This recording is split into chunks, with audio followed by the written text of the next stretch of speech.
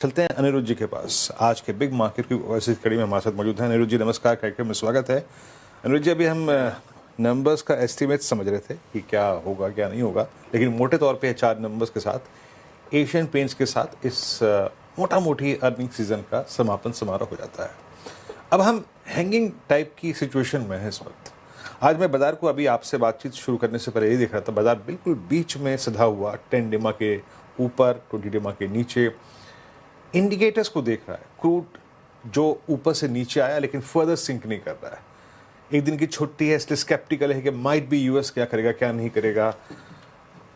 आपका सेंस क्या बन रहा है? मार्केट किस चीज़ के लिए प्रिपेयर कर रहा है अपने आप को, और क्या 113, 115, 110 का क्रूड अब इस प्राइस में है? नहीं, आई थिंक ब्रॉडली अगर हम इंडेक्स को देखें, अगर मैं ये 3 इंडेक्स देख लूं जो large cap, mid cap and small cap index है, आई थिंक एक चीज जो बहुत ही एविडेंट दिख रहा है कि मार्केट को अभी इंडेक्स से ज्यादा इंडिविजुअल कंपनीज पे फोकस है। एंड अर्निंग सीजन, जैसे आपने की बताया कि earning season is just about to end. मैं बोलूंगा कि ये अर्निंग सीजन में एक्चुअली बहुत ज्यादा डिफरेंस देखने को मिला है compare to most of the earlier quarters. अगर मैं लास्ट 6 to 7 क्वार्टर्स देखूं, ये क्वार्टर में बहुत ज्यादा अर्निंग्स डिफरेंसेस दिखी हैं, जहां पे एक साइड ऑफ द मार्केट में आपको अर्निंग्स दिख रही हैं जो sum of the large cap companies, जहां पे सिंगल डिजिट अर्निंग्स ग्रोथ आ रही है, और दूसरे एंड ऑफ द स्पेक्ट्रम में अगर आप देखें स्मॉल कैप, मिड कैप में, जहां पे 20, 22, 25% के ऊपर अर्निंग्स ग्रोथ आ रही है। तो इंडेक्स देख के जो लग रहा है कि थोड़ा थोड़ा डोमेस्टिक इन्वेस्टर्स एलोकेट कर रहे हैं पैसा, जो लास्ट 1 साल से एलोकेशन बहुत कम हुआ था। और डोमेस्टिक इन्वेस्टर्स, जैसे हम की जानते हैं कि वो typically small and mid cap में एलोकेट करते हैं। लार्ज कैप में जहां पे एफआई एक्टिव रहता है, दैट इज वेयर अगर आप देखेंगे लार्ज कैप अंडर परफॉर्म कर रहा है। एक तो अर्निंग्स भी वीकनेस है वहां पे compare to most of the small and mid cap, plus जो एफआई का आउटफ्लो हो रहा है उसमें भी उस पर इम्पैक्ट आ रहा है। तो थोड़ा मैं बोलूंगा कि investors are taking some exposure in the market, but थोड़ा सोच समझ के दे आर इन्वेस्टिंग।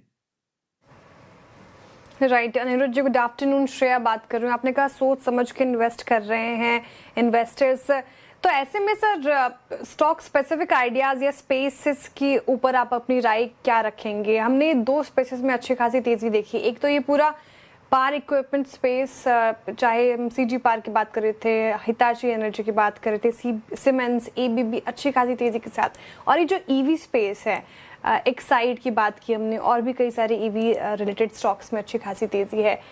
कहीं ना कहीं ये एनर्जी स्पेस को लेकर इसकी चर्चा होती है। इस पूरे स्पेस में अभी आपका नजरिया क्या बन रहा है सर? क्या आने वाले समय में एक बड़ी थीम साबित हो सकती है? एब्सोल्युटली श्रेया, तो आई विल से कि जो हमारा ये जो पूरा स्पेस आपने जो एलैबोरेट किया अभी, ये स्पेस पे हम लोग लास्ट 2 साल से बहुत बुलिश रहे हैं। एंड अगर आज के दिन में मैं मेरा पोर्टफोलियो देखूं जो हम लोग अपने इन्वेस्टर्स के लिए मैनेज करते हैं, ऑलमोस्ट 16 to 18% हमारा एक्सपोजर है इनटू दिस वन सेक्टर, जो पावर कैपेक्स का सेक्टर है।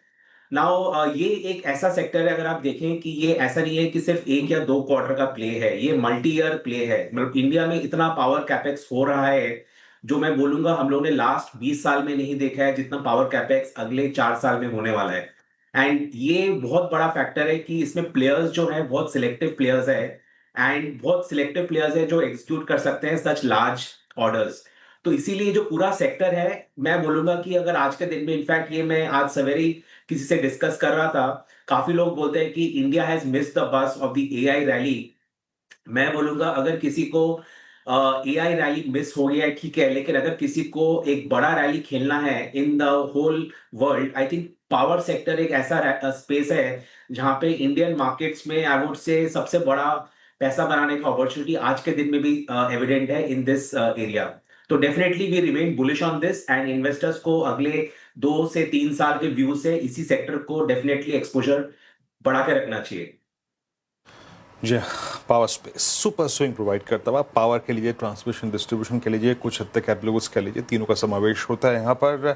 अनिरुद्ध जी, एक और चीज़, कमोडिटीज़ में मेटल्स, ठीक है 1-2-3% कहीं 10-15 दिन में गिर गया और बात दूसरी है। बट इस 6 साइकिल में सबसे प्रॉमिसिंग अगर आप देखें कोई इंडेक्स कमोडिटी रही है तो वो metals, ferrous, non ferrous, both doing well. आपका टेक क्या है? क्या ये मोमेंटम जारी रहेगा अभी? Absolutely, so we are also quite bullish on the whole the metal space, क्योंकि मेटल एक ऐसा सेक्टर है, वो टिपिकली अगर आप देखेंगे 4-6 महीने से ज्यादा एक्सपोजर लेना बहुत डिफिकल्ट होता है, क्योंकि ये ऐसा सेक्टर है जहां पे 6 मंथ का प्ले रहता है। बट ये वाला जो करंट साइकिल है, आपने बहुत ही परफेक्टली आइडेंटिफाई किया है। ये जो करंट साइकिल है, इसमें मैं बोलूंगा जो ग्लोबल मेटल अप साइकिल है, ये डेफिनेटली ये 4-6 महीने वाला नहीं है, but I think this will be a much longer the metal cycle, because I think disruptions काफी हुई है, डिमांड बढ़ रहा है, एंड आई वुड से कि ये एक स्पेस है, डेफिनेटली इन्वेस्टर्स को एलोकेशन रखना चाहिए। हमारे पोर्टफोलियोज में भी मेटल एक्सपोजर है।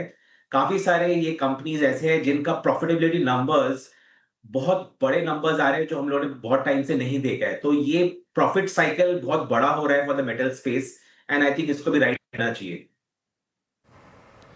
मेटल स्पेस पर भी बुलिश नजरिया आपका, अनिरुद्ध जी। अच्छा, अक्सर हम बात करते हैं कि मार्केट में क्या लेना चाहिए। सर, एक महत्वपूर्ण सवाल ये भी होता है कि क्या नहीं लेना चाहिए, या फिर कौन से स्पेसेस को थोड़ा अवॉइड करना चाहिए। कौन सा स्पेस सर इस मार्केट में आपको रेड फ्लैग नजर आता है? I will say Shreya, typically मैं आपने जो पॉइंट बोला, मैं ये पॉइंट हमेशा इन्वेस्टर्स को बोलता हूँ कि सबसे बड़ा पैसा उस टाइम बनता है अगर आपने वो सेक्टर्स को अवॉइड किया जहां पे पैसा डूबने का स्कोप ज्यादा है। सो आई वुड से आज के दिन में भी आई वुड से पैसा डूबने का स्कोप, बट मुझे लग रहा है कि जो अंडर परफॉर्मेंस वाला स्पेस है, आईटी एक स्पेस है जहां पे अंडर परफॉर्मेंस कंटिन्यू हो सकता है। दूसरा एक स्पेस है is the banks, private banks. Valuation attractive है, दोनों सेक्टर में वैल्यूएशन बहुत अट्रैक्टिव है। प्राइवेट बैंक्स एंड आईटी में वैल्यूएशन देखेंगे तो लगेगा कि डेफिनेटली बाय करना चाहिए। बट मैं बोलूंगा कि बाकी स्पेस में अर्निंग्स ग्रोथ इतना स्ट्रांग है कि ये आईटी का अर्निंग्स ग्रोथ और बैंकिंग का जो अर्निंग्स ग्रोथ है, it is not giving me confidence कि किसी को यहाँ पे ओवरवेट होना चाहिए। Equal weight to under weight is okay, but definitely not overweight. So IT for me is an avoid even now. IT अभी भी आपके लिए अगर आप देखें अवॉइड है। अच्छा, मैं शायद एक प्रश्न आपसे और लेता, लेकिन अभी एक काम करते हैं, समय का अभाव है। तो अनिरुद्ध जी, आज इस चर्चा को हम यहीं एक विराम देंगे। बहुत बहुत शुक्रिया।